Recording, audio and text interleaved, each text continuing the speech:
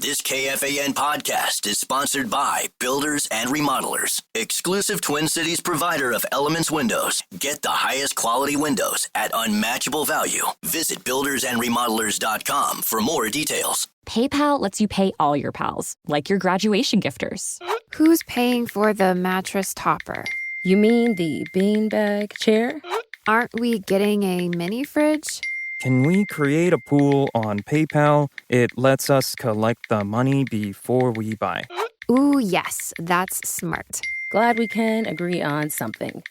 Easily pool, split, and send money with PayPal. Get started in the PayPal app. A PayPal account is required to send and receive money. A balance account is required to create a pool. Hello, it is Ryan, and we could all use an extra bright spot in our day, couldn't we? Just to make up for things like sitting in traffic, doing the dishes, counting your steps, you know, all the mundane stuff. That is why I'm such a big fan of Chumba Casino. Chumba Casino has all your favorite social casino-style games that you can play for free anytime, anywhere with daily bonuses. So sign up now at ChumbaCasino.com. That's ChumbaCasino.com. No purchase necessary. VGW Group. Void where prohibited by law. 21 plus. Terms and conditions apply. Something unexpected happened after Jeremy Scott confessed to killing Michelle Schofield in Bone Valley Season 1. Every time I hear about my dad, it's, oh, he's a killer. He's just straight evil. I was becoming the bridge between Jeremy Scott and the son he'd never known. At the end of the day, I'm literally a son of a killer. Listen to new episodes of Bone Valley Season 2 starting April 9th on the iHeartRadio app, Apple Podcasts, or wherever you get your podcasts. This is your Embrace the Race leader fan radio network. Okay. And KFAN. That's KFAN.com. 1 minute and 59 seconds past the hour of 3 o'clock Central Daylight Time. Welcome back. It is a Monday edition of the Bumper to Bumper program on a rather chilly Monday afternoon here in the Twin Cities of Minneapolis and St. Paul. I am the occasional host of the program. My name's Dan Barreiro. Guardsy is the producer of the show, and we are back together today for what I think promises to be a pretty entertaining program. We'll give you some details on the lineup in just a couple of minutes. Because right now I think we've got three scheduled guests on the docket today. Much discussion about a possible in-studio guest tomorrow. We'll give you details on that a little bit later. You can reach us via the Bradshaw and Bryant KFAN text line. As always, it's 64686.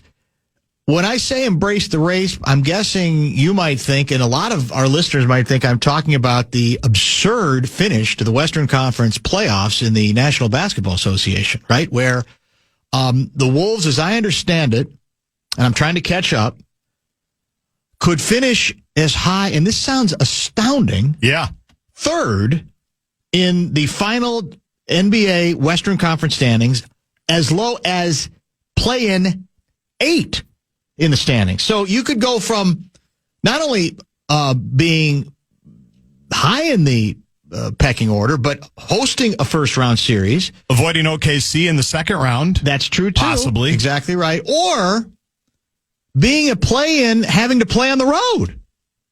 It's astonishing. 4 games left for your Wolves, and we will talk about that, obviously, with Johnny Athletic today. But in this case, I don't mean that particular race. The fan has learned that the UConn Huskies destroyed South Carolina in the NCAA Women's Championship game, correct? The men's tonight. More on that later as well. Right here on the Fan. Special guest right here on the Fan. And it wasn't close.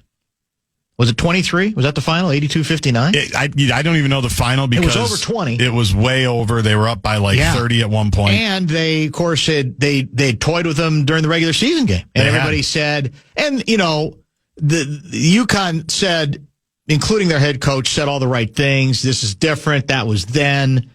But it really wasn't all that different.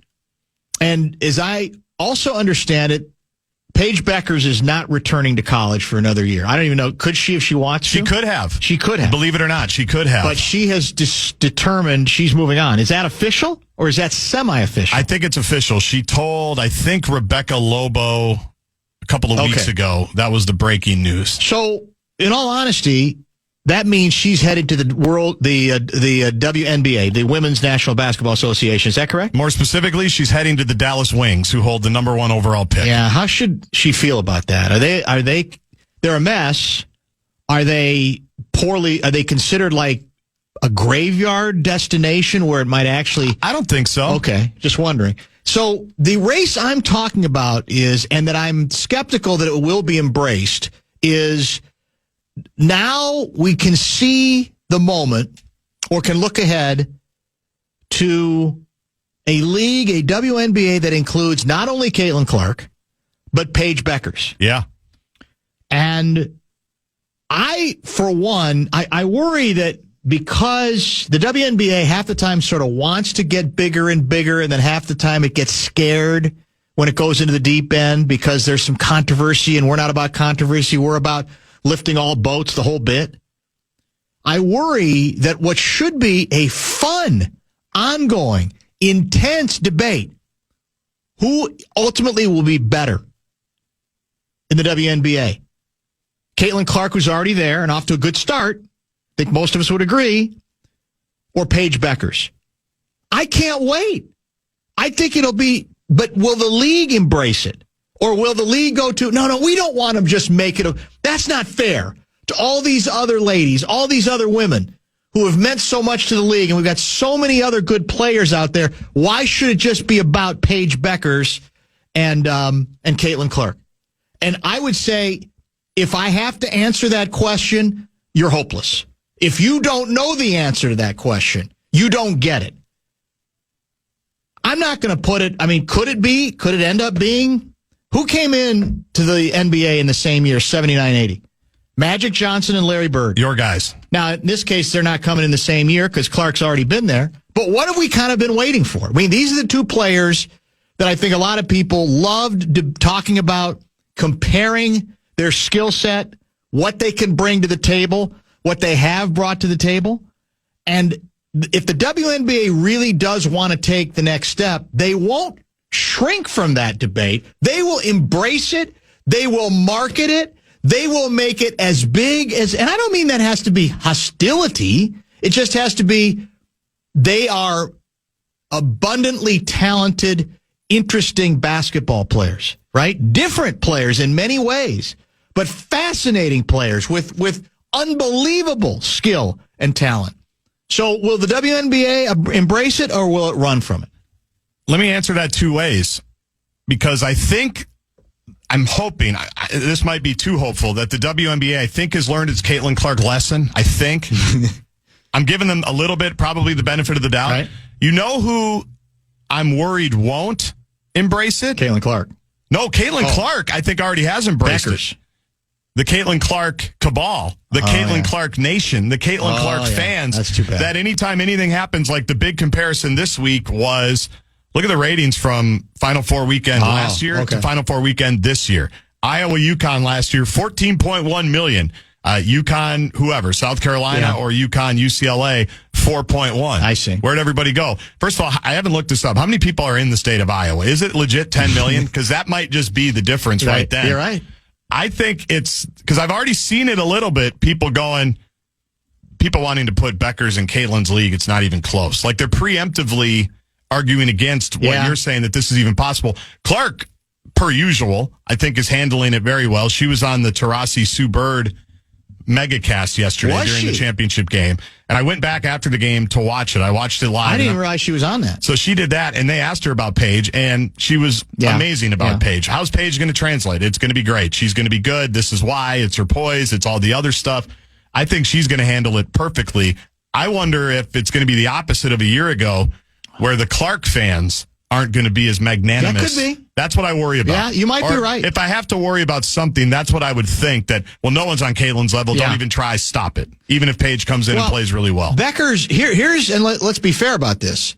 Beckers has one in college sizable advantage, right?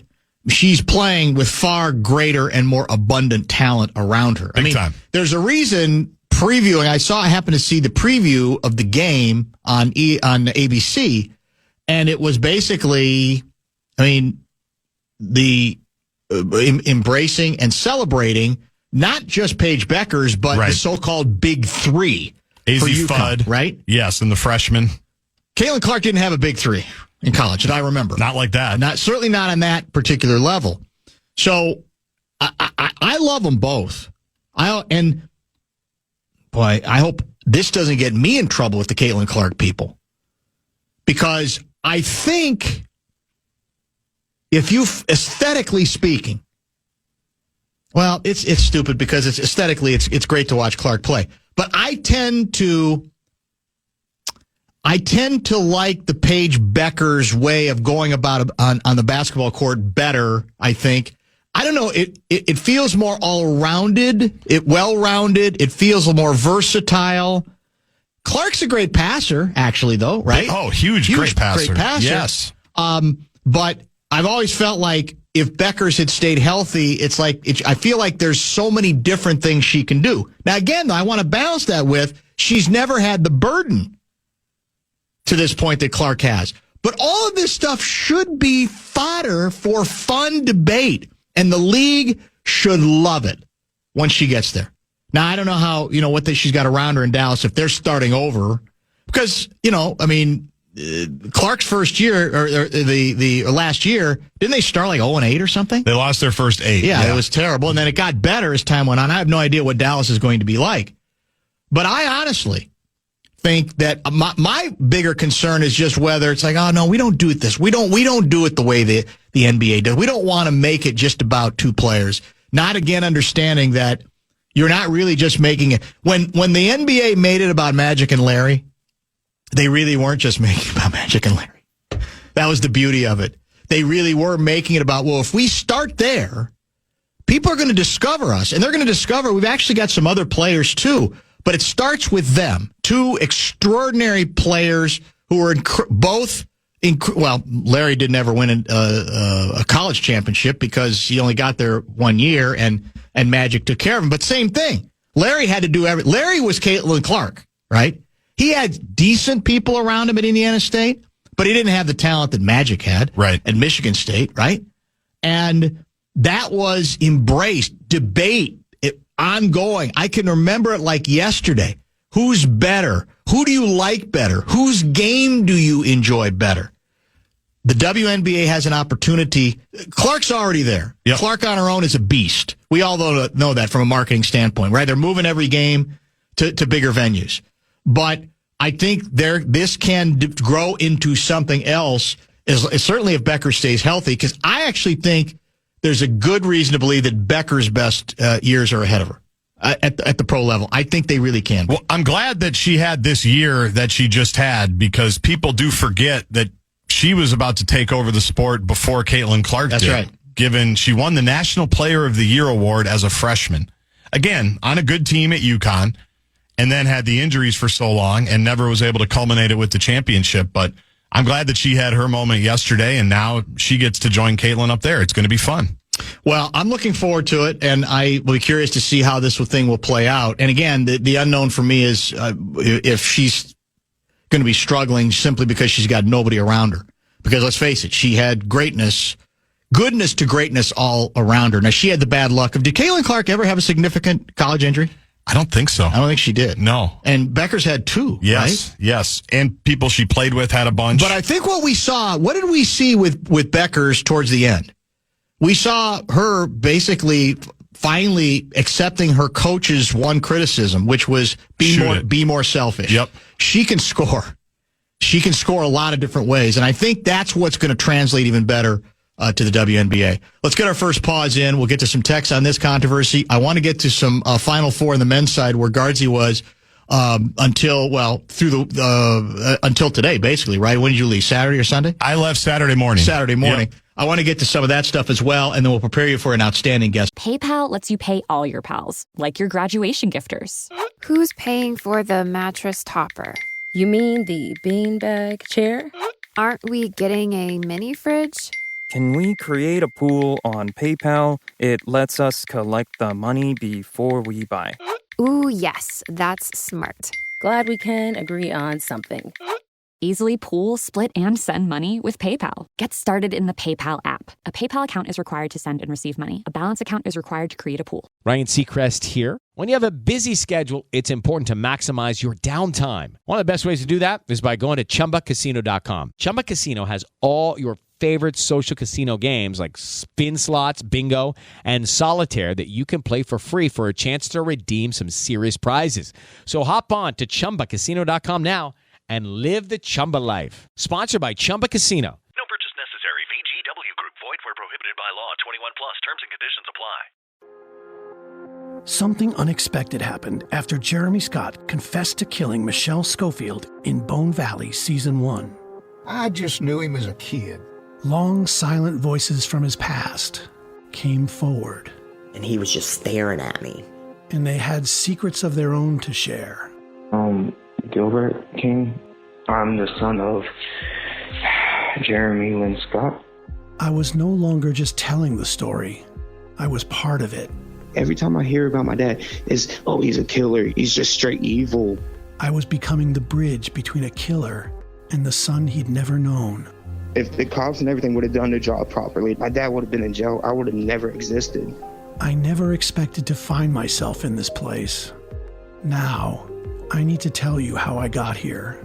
At the end of the day, I'm literally a son of a killer. Bone Valley, Season 2. Jeremy. Jeremy, I want to tell you something. Listen to new episodes of Bone Valley Season 2 starting April 9th on the iHeartRadio app, Apple Podcasts, or wherever you get your podcasts. And to hear the entire new season ad-free with exclusive content starting April 9th, subscribe to Lava for Good Plus on Apple Podcasts. Lineup, don't. Rick Bozich will join us next segment. He will preview the men's National College Basketball Championship game. And that features, is it University of Florida in Houston? Yes. A shocking reversal against the Duke Blue Devils. By the way, you're probably the wrong person to ask this because I think we're kind of on the same page regarding this, no pun intended, regarding this issue. But why do we hate Duke now? Coach K's gone. So is it just habit? Is it reflex? I think it is. What in particular is the reason to revel in Duke's destruction on Saturday afternoon? Because I saw the same thing. So is it? It strikes me as one of the lazier itches that people scratch. That just that's what we do. It's Duke. We gotta after Duke. You know, you can't like them. So why do we hate this particular edition of the Duke Blue Devils? Well, I would say sometimes the first answer and the easy answer is the right answer, and it's just habit. Yeah, and the fact that it's still a Coach K guy leading the program. It's John Shire. It's still the brotherhood. Coach K's still there with his beloved wife Mickey. You know, being a part of the whole festivity. So I think that's what it is, just habit. Even though they were a great team to watch all season, Shire seems like a good guy. Yeah. And they're not going anywhere anytime soon. So I think it's just the habit. Were we resentful because the player of the year is white? You know, what's the name of the Duke? Cooper Flagg. Cooper Flagg. Is it Cooper Flagg? There's another great white Duke player. So that has to be part of the deal.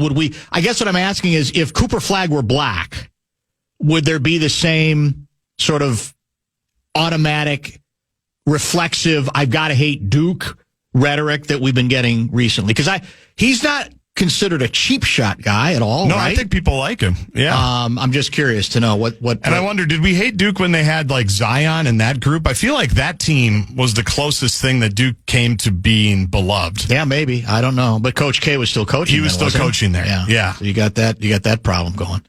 Is there any way that the loss could be blamed? Did Coach K find a way to privately revel in the loss? Well, there are people that wonder if he did kind of like it. Those are the most cynical, I think. Yeah. He still has an office there. That's what's funny. He still has an office. Bud Grant had an office at the Vikings for like 30 years after. So if you can do it the right way. Of course, he was never there. I don't know how often Coach K is. I think he's in there the a office. lot. He's there. Maybe he does his radio show. Yeah, his podcast. His podcast on Sirius. Yeah. So you're at the Final Four. You left early, and you did shows. Was it Thursday and Friday? Yes, sir. And I was asking you how it went, and you reminded me of something that did strike a chord with me. That a lot of big names that you and I both have become familiar with and quite accustomed to having on during that stretch, in one way or another, are gone. Yeah. And by gone, we mean, unfortunately, Bill Walton. We mean John Thompson, although, as you mentioned, Thompson has not been a part of that how long ago since John passed away? It's been probably 3 years. 3 years. Maybe a little bit more than that. I will always maintain that when the Final Four was here and we had Walton, the problem, once you have Walton on, it almost feels like anything else pales in comparison. Yeah. But I will tell you that in-person interview that we had with John Thompson was every bit as memorable. Agree. It was remarkable. It was stunning. It's still one of my favorite interviews that we've ever had. And it did get me to and John Feinstein. Yep. John Feinstein, who, of course, didn't coach, but is or was college basketball to a large extent. Gone. So I don't want to go ageist on it. I don't want to go, old guy, old head, as they say in the business. But who are the individuals who have a chance? Are there any who have a chance to evolve into that kind of Final Four weekend legendary interview stats, not just for us, obviously, but just doing the rounds? Is there anybody like in waiting that is headed in that direction that we can yet, or you have already identified? Well, but it's also different because those guys came from a different era where college basketball was so popular. And because of that, those guys became larger than life while they were doing their main thing and then transitioned out of it. Because there are, like, PJ Carlesimo obviously is a great one that we always have. And he was great talking about, the Wolves, talking about Edwards, because he does a bunch of ESPN radio stuff. The guy that is the next big star in college basketball is Robbie Hummel. But he's not, right. I mean, he works for everybody. He's so good that he has no contractual limitations. ESPN has him, BTN has him, Fox has him, Westwood One has him. I'm with you. Hummel's an outstanding analyst. I don't know that I view him as having that bigger than life quality. And that's my point. Yeah. Is that to answer your question shortly, no. There's not going to be, I'd be surprised. I don't know who that would be. That was an era. Yes. It's gone. Definitely. Yeah, you're right. I think that's very true. I just think about the guys that came through our first Final Four in 2010 when we just grabbed Lute Olson out of the hallway and have him come around. Like, it is just a totally different time. And we talked a lot about that Final Four in 19, Charlie Barker and all the Westwood guys, because it was a fun one, too, because for whatever the reason, because Minneapolis was here, like all the sports teams brought guys, like they did for the Super Bowl. So we had Wolves, we had Vikings, we had Gophers. Christian Laettner was there, so you had him stop by, too. He was working on some stuff. It's kind of like the Super Bowl here. It's always going to be a favorite couple of days that will always be hard to beat. Yeah. If you're trying to beat it, you're probably never going to. You just have to hope you get somewhat close to it. Who would you say was your most memorable interview over the 2 days? Or maybe the one you enjoyed the most? Man, that's tough. That is tough. I mean, I talked to... I didn't air it, but I talked to Greg Gard, the Wisconsin coach. Unrelated. We talked about that. And I did tell him we're taking Lakeville back. I mean, I said, first of all, I said, what's your favorite restaurant in Lakeville? I kind of hit him that way. And he's like, well, there's a Culver's on the way to the airport that I usually hit. I'm like, Culver's, of course. Of course it's Culver's. You can't even get like a Minnesota company. Right. You can't even go Dairy Queen. It's got to be Culver's. And I said, we're taking Lakeville back. We've had enough of it. And to his credit, he was right after it on me. He says, that's cool. I'll go to Wayzata or Cretin. He goes, I'll hang out with those guys for a while if you want Lakeville. So that was fun. I'm glad he took that in the spirit that it was intended. He didn't get defensive. No. Why would he be? He owns Lakeville. We know. And I can't even go back there. God, you're hitting me. Well, think about it, and we can get back to it later because some good texts have come in I want to save for a little later in the program. When I told you the headline of the whole weekend for me before the show was that every single person that I talked to, of big notoriety, of little notoriety, coaching at all different levels, they all said if we do anything with Williams Arena, we're idiots. Well, that's a whole other topic. Yes, and we'll get back to it because I have a theory on it. I think that you might have a theory on it as well. I want to remind you then of the guest lineup today. Mike Conley, Timberwolves point guard, will join at 4. In addition, Johnny Athletic is scheduled for 5:02 today. And when we come back, let's preview the Men's National College Basketball Championship with the guy who knows the college game as well as anybody that I've ever dealt with the last half a century, Rick Bozich. PayPal lets you pay all your pals, like your graduation gifters. Who's paying for the mattress topper? You mean the beanbag chair? Aren't we getting a mini fridge?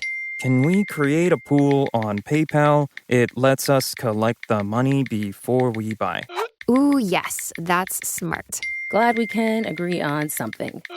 Easily pool, split, and send money with PayPal. Get started in the PayPal app. A PayPal account is required to send and receive money. A balance account is required to create a pool.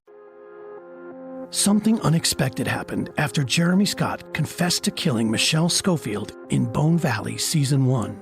I just knew him as a kid. Long, silent voices from his past came forward. And he was just staring at me. And they had secrets of their own to share. Gilbert King. I'm the son of Jeremy Lynn Scott. I was no longer just telling the story. I was part of it.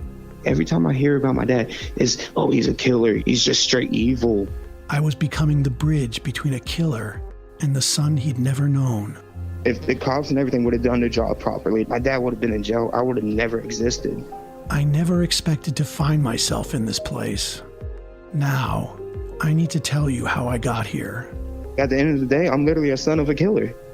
Bone Valley, Season 2. Jeremy. Jeremy, I want to tell you something. Listen to new episodes of Bone Valley Season 2 starting April 9th on the iHeartRadio app, Apple Podcasts, or wherever you get your podcasts. And to hear the entire new season ad-free with exclusive content starting April 9th, subscribe to Lava for Good Plus on Apple Podcasts.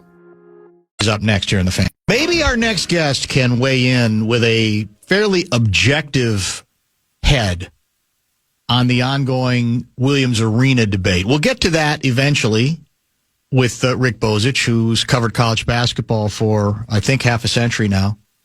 Is it half a century? Am I right? My first season was that 74-75 season at IU. So yeah. More than that. It's more than that. God, you're old. Mm-hmm. I mean, You're not that much older than me, but you are older. Bozich, longtime Louisville Courier-Journal columnist, Louisville Times writer. These days appears on WDRB TV in Louisville, Kentucky, and also writes for their website, WDRB.com. And I'm sure I told you, if you want to pay attention to college basketball during the tournament, he's always a good read and has had a lot of good stuff this go-around as well. Before we get to tonight's matchup and some other things, various and sundry unrelated items, if you had to offer up the overarching lesson of this particular big dance, does anything come to mind to you? Is there anything he said that kind of unifies the whole deal that you find different, interesting, or is it just a mishmash of unrelated items? I mean, the one thing that I have taken away from it this year has been, I guess, that the two teams that are in the championship game aren't built the way teams used to be built traditionally, I don't know, 5, 10 years ago, 20 years ago. And I wrote about it today that there's no top 50 recruits from high school on either team, not one. And that is unheard of. Yeah. And there really aren't any. Walter Clayton of Florida has emerged in the tournament. He might become a late first-round pick, but there aren't any first-round NBA draft picks in the game either. So the game this year has gotten away from, being dominated by Kansas and UConn and Kentucky and Duke and North Carolina and the more of the traditional teams. And, I mean, Kelvin Sampson has made something out of Houston, and Florida was good under Billy Donovan, but fell off after he left. And this guy, Todd Golden, who really, I would say probably 1% of all people that don't follow college basketball has ever heard of, has a chance to win a title. So, and yet, I guess I would say you should be able to win it. If Houston and Florida can get to the championship game, it should inspire any power conference team to think, yeah, we can get there too. Okay, and I don't know if this amplifies your point or muddies it. These are all 4 number 1 seeds, right? It's only the second time in history 4 number 1 seeds make it. So does that mean, in effect, that you can even be a number one seed and not necessarily have to go the normal route? That this is something that can be duplicated, or is it just it's sort of the serendipitous way things came together this year? I mean, I think what it says, if you get the right coach who has a plan and knows what he's doing and can execute it, you can win. The last time there were 4 number one seeds was 2008, and 3 of them were traditional powers: UCLA, Kansas, and North Carolina. The 4th one was Memphis, which is not a traditional, elite team, but they're usually pretty good. This is a little bit different, and it reflects on the coach, Kelvin Sampson. For whatever I might think about him from the way his tenure was at Indiana, served his time, 5-year show cause, and came back to Houston. And Houston, after Guy Lewis left, I'm not sure they won another NCAA tournament game until he got there. They tried all different kinds of coaches. They had James Dickey, and I think Tom Penders might have been there too. They had Clyde Drexler, Alvin Brooks, and they were just a disaster. And Kelvin Sampson has made them a consistent force, and he made that comment after the game the other night that we didn't win the Toy Poodle League. He's right. They won the Big 12 by 3 games. In Florida, when I think a lot of people thought they were just a creation of Billy Donovan, and once Billy Donovan left, they would go away, and they did. And now they found another coach, and the SEC was really good this year, and they won the SEC tournament, and they're legit too. They're not a fluke. So, if Florida can do it and Houston can do it, maybe even someday a team from the Big Ten can win one again. No, let's not get too insane. So who wins tonight and why? I'm always concerned about recency bias. And the last thing that I saw was the way Houston defended Duke for the last 10.5 minutes. But I think I'm going with Houston because I saw them in Indianapolis when they beat Purdue, and then I watched them when they beat Tennessee. And they're just older, tougher, stronger. They're the kind of team that would win the game, whether it was home, away, aircraft carrier, in a football stadium, on the playground. They're just not going to accept losing. Florida is a better offensive team by far. They're fun to watch. They can really score. I saw them play a game against Kentucky. I think it was 106-100. But I think there's a greater chance Houston is going to make Florida play its way than there is that Florida's going to make Houston play the way it wants to play. Rick Bozich covers, among other things, college basketball, writes for WDRB.com, the website, and also is one of their sports broadcasters. Fairly busy, one could say, this time of year. You had one of those Twitter moments, I think, on X, where Houston was getting dominated by Duke until they weren't, and so you had to, because your original snarky tweet was, I think, something effective. Well, Louisville, played Houston a lot better than these guys. No, what was the tweet? You refresh my memory on the tweet and how, of course, once Houston made the big comeback, you had to retreat. Something about Houston, and I saw Louisville play Duke tougher. I'm sorry, Duke, yes. Period, and then the word below was twice, and it was twice. And I think from that moment on, Duke only made one more field goal. That was right around the time that. So the Bozich curse, man, it's alive and well. Yeah, we've all been there for that. And my friends at Freezing Old Takes, they caught it. They had that one ready. They had that one ready to roll. Yeah.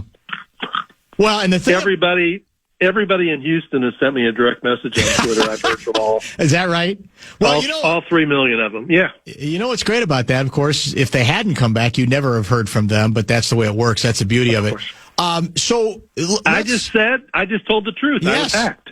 Yeah, that was probably the best approach to take. Better to get ahead of it and make fun of yourself. It takes away, I think, some of the fun from other people, though it sounds like a lot of people still couldn't resist going down that road. So as everybody's trying to piece together what the hell happened to Duke in that ball game, the degree of unraveling was very dramatic. I think most people did indeed think that ball game was over. So what is it for me? It looked at the end as simple as we don't have a really good play to get inbound the ball in the backcourt. We need a good play, a picket fence, something to make that a more obvious play. But what did you see? What caused the reversal? Was it more Houston, or was it Duke really unraveling?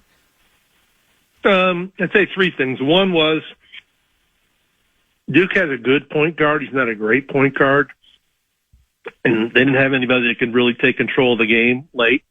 They took a lot of bad shots and, didn't block out and kept giving up those long rebounds. Secondly, the out-of-bounds thing was glaring. I put that on Shire. Yeah. They ran the same out-of-bounds play like 3 of the 4 times they weren't able to take it in, and I didn't understand that. He needed to get them in a better offensive set to get the ball in bounds and get it to flag. So he got fouled. Or Knipple, who's even better free throw shooter. And they threw it in one time and it got stolen another time that the point guard missed the 1-on-1. And the third thing was that I think Duke's guys are freshmen. They won every game in the ACC, which was down this year by 20 to 30 points. They hadn't been in that many close games this year. And when they were in close games, they lost most of them. They lost to Kentucky. They lost to Clemson. They lost to maybe Kansas. And Houston played a lot of close games, and they had older guys, and I think they kept their cool and put all those things together. I think Duke couldn't – once Duke got behind, I don't think they could believe it. And at that point, I thought it was lost for them, and it was. Did you find the flag, the over-the-back call, questionable? A lot of they did on the TV broadcast. I thought it was thin. I didn't want to make it all about that because obviously Duke had chances to recover, missed free throw opportunity themselves, etc. What did you make of that call in that situation? I thought it was a bad call. I mean, I'm not going to say it wasn't a call you make at that point in the game because I think that's stupid. If it's a foul, it's a foul at any point in the game. But I don't think it was a foul. It looked like the Houston guy was blocking him out harder than Flag was sort of reaching for the ball, and he didn't get any advantage trying to get the ball. He didn't get it or anything, so to me it was a no call. And I thought TV actually kind of glossed it over quite a bit. They didn't really dive into it as much as they should have. No, they did it once, and then they kind of left it for sure. Well, again, I don't want to go through the Duke hatred thing. Gargi and I were just talking about that earlier. But, how many times do we, Duke gets every call? Well, they didn't get that call. That you could argue that was, I'm not saying that's why they lost, but that was a very crucial play. And it was. So if it doesn't fit, what everybody wants to say, it's ignored. I mean, that was a call that quite frankly, if Duke gets that call, so that's kind of call Duke gets, right? And I'm guessing that's the way it's been written off. It's like, well, yeah, sure. About time it happened to them. That's the call they tend to get over the years. There's no consistency on that issue. What I didn't like about it was the guy who called it had Cooper Flag and the guy in Houston had their backs to him. So yeah, you're right. The guys who were looking at it from the front didn't call it. The guy from the rear did, and I think that was strange. The other thing I'll say is, it's still Duke, but it's not Mike Krzyzewski Duke. It's John Shire Duke. So I'm not sure he gets the calls that Coach K got. Yeah, you're probably right about that. Trail Ref guy writes, let's be honest, Houston shouldn't even be there. The only reason they are is missed free throws and Duke choking it away. 2 of them, if they played Duke 10 times, they might win 3 maybe. But that's kind of irrelevant, isn't it? That's the whole point of the tournament, right? It's not best of 7. It's not the NBA playoffs, and that's what, frankly, a lot of people like about it. Yeah, look at what they've done in the whole tournament. They've beaten Duke. The game before that, they embarrassed Tennessee, held them to, I think, 15 points in the first half. The game before that, they beat Purdue, made a clutch play on the inbounds at the end and scored to beat them in Indianapolis, where Purdue had probably 75% of the crowd. The game before that, they beat Gonzaga, although it's not a great Gonzaga team, they're ranked in the top 10 in all the computer rankings. The last 4 games, they've beaten good teams. And like I said in the beginning, they won the Big 12 by 3 games. I think of the games they've lost 4. At least 2 of them were overtime. They've been good the whole year. Yeah. They're not this isn't like Villanova getting to the championship game like they did that year against Georgetown. This is a good team. Let me ask you something that Gargi and I got into earlier. He broadcasts like he's done many years from the Final Four. Some years when I'm not on vacation that week, then he may be at the venue and he helps me get guests over the years, obviously huge names Bill Walton was a regular on this program. John Thompson, if you go back far enough. Several others, even John Feinstein, not coaching, but certainly very closely associated with college basketball. And I was musing with him, those guys are so legendary and made such, smooth transitions into, media in various ways. So who are the guys in training who might become that? Or is it just a different era? Do they not even exist? Well, that's a good question. In terms of coaching, Jay Wright has become the guy on television for the most part. I'm not sure he would do the Radio Row thing. In terms of the media people, probably my friend Pat Forty. He's still covering a lot of Final Fours. He would be one of the guys. That's a good question. Chuck Culpepper of the Washington Post is a pretty good has a pretty good handle on college basketball. But in the days when the game and newspapers were a lot stronger, and every newspaper had a national college basketball writer, whether it was Mark Blauchen or Skip Zielinski with the Tribune, or Chris Dufresne with the LA Times, or different people. And now, I'm not even sure how many of those papers cover the Final Four. I would guess the Chicago Tribune doesn't. I've lost track, but you're probably right. That's certainly the direction it's going in. Williams Arena question. It's coming up again. The ongoing debate in this town is, do you still try to get something out of it, or is it literally time to burn the thing down? Now, it's academic to the extent that the university does not have the stomach to try to create the kind of financing necessary to start over with a new arena. It sounds like we're going selling rights or naming rights, and maybe eventually we'll do some remodeling, et cetera. And, what's interesting is it's a question that, it wasn't even a question. Garzi was telling me that a lot of people he had on from San Antonio were basically bringing it up and saying, don't touch that thing. It's still unique. It's still something that can be a draw, blah, blah, blah. And I'm not as militant as Garzi about it needing to go, but I've come along to that position. And what bothers me about the national people, Rick, is they don't really they're not even around it anymore, right? They think of it in terms of at its best and what it tends to represent because it's unique, which I think kind of misses the point, what the day-to-day realities are of a place like that absolutely means nothing, I think, to kids. Where are you on that whole issue about, traditional arenas and we have to maintain them, or that sometimes the national guys end up romanticizing them too much and it really doesn't fit the day-to-day reality at a given university? Yeah, I used to be a person who thought they need to maintain the older arenas, but I've moved to the other position where you need to build a modern arena that fits the modern needs of locker rooms, training facilities, practice gym, suites, internet, replay boards, concession stands, restrooms that younger people and people of means who go to sporting events expect. In that town, you've got new arenas for baseball and football, and I know the Target Center was updated, but it's obviously a lot younger than Williams Arena. I know that I even come that way at Assembly Hall in Bloomington, which isn't nearly as old as Williams Arena. They put $40 million in it like a decade ago, and I think that was a waste of money. I don't think they got much out of it, and the seating isn't as good as you could be in a new arena.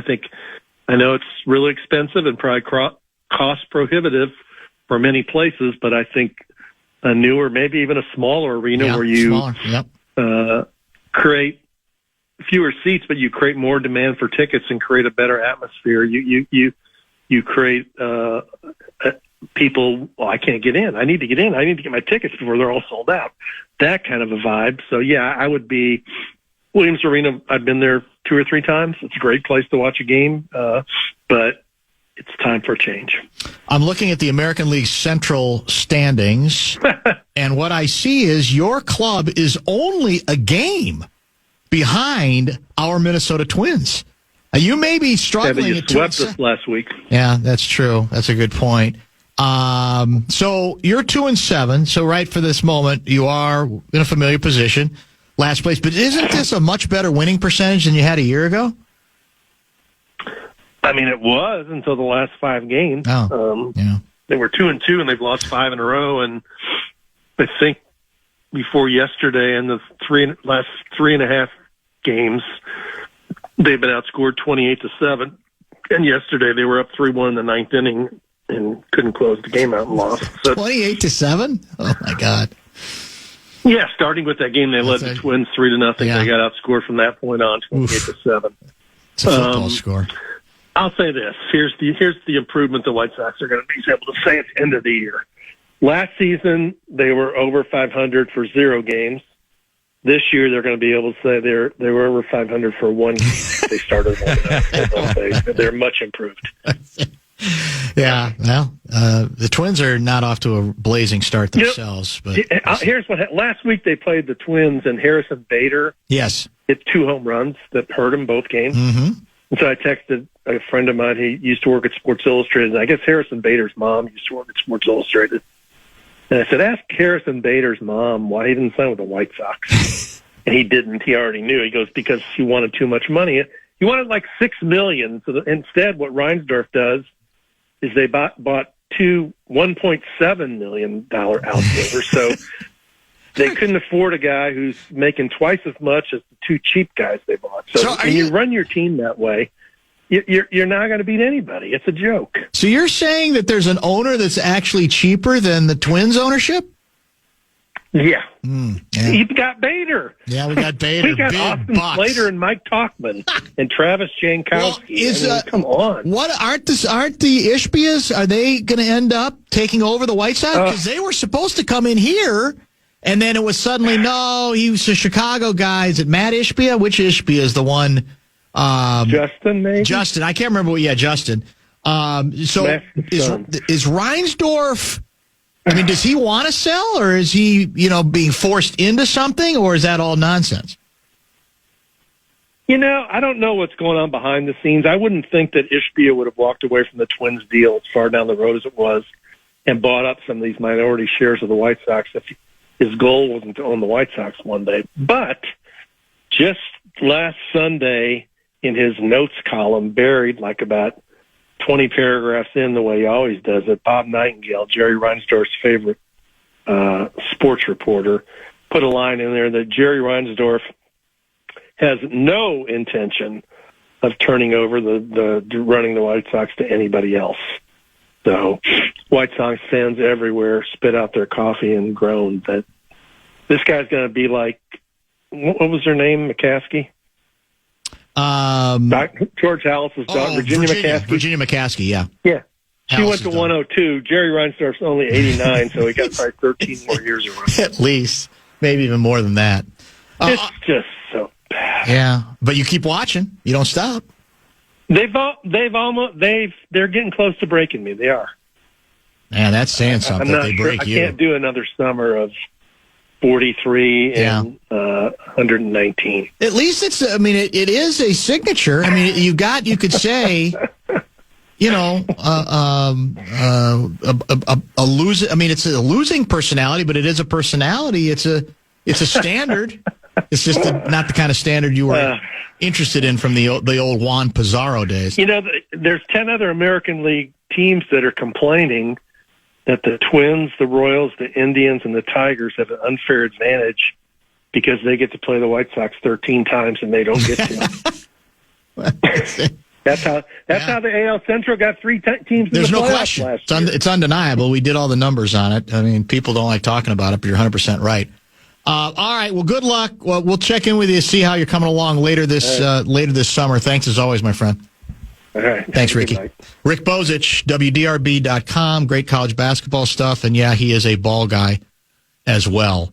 Speaking of ball guys, well, this is a different kind of ball. This is basketball. Our old friend Mike Conley, the Timberwolves point guard, he's going to join us for the first time in a couple of weeks next, discuss this wild scene as we are down to the last 4 Wolves games. The Western Conference playoffs are so bunched up, I don't even think it has any sort of historical precedent. Wolves could end up as high as a 3rd seed. They could finish as low as an 8. We'll see what Mike Conley thinks about that, and we'll get to much more with him. PayPal lets you pay all your pals, like your graduation gifters. Who's paying for the mattress topper? You mean the beanbag chair? Aren't we getting a mini fridge? Can we create a pool on PayPal? It lets us collect the money before we buy. Ooh, yes, that's smart. Glad we can agree on something. Easily pool, split, and send money with PayPal. Get started in the PayPal app. A PayPal account is required to send and receive money. A balance account is required to create a pool. Wendy's is the official hamburger of March Madness, which means more deals for you and more burgers for your face. It also means we got a junior bacon cheeseburger or a double stack for $1 with an in-app offer and a purchase. It's hard not to get excited when there's an offer of 2 of the freshest hot off the grill burgers that Wendy's makes. The junior bacon cheeseburger with the fresh beef, applewood, smoked bacon, cheese, crispy lettuce, tomato, and mayo. And the hot and juicy double stack with 2 patties of fresh, never frozen beef with cheese, ketchup, mustard, pickle, onion. The real champions of March Madness. Head to Wendy's app and grab a $1 junior bacon cheeseburger or a $1 double stack with an in-app offer and a purchase. For the freshest deal in fast food, gotta be Wendy's. Wasabi Technologies is purpose-built to free businesses from skyrocketing storage costs and unpredictable egress fees from those old and top-heavy legacy providers. You know, the big guys. Wasabi is the go-to provider for professional and collegiate sports teams around the world. From Wasabi's AI-enabled intelligent media storage, Wasabi Air, to the industry's only cloud storage service with triple protection against cyber criminals, Wasabi is driving innovation in data storage, all for up to 80% less than those other guys. Try them out for free at wasabi.com. Something unexpected happened after Jeremy Scott confessed to killing Michelle Schofield in Bone Valley Season 1. Every time I hear about my dad, it's, oh, he's a killer. He's just straight evil. I was becoming the bridge between Jeremy Scott and the son he'd never known. At the end of the day, I'm literally a son of a killer. Listen to new episodes of Bone Valley Season 2 starting April 9th on the iHeartRadio app, Apple Podcasts, or wherever you get your podcasts.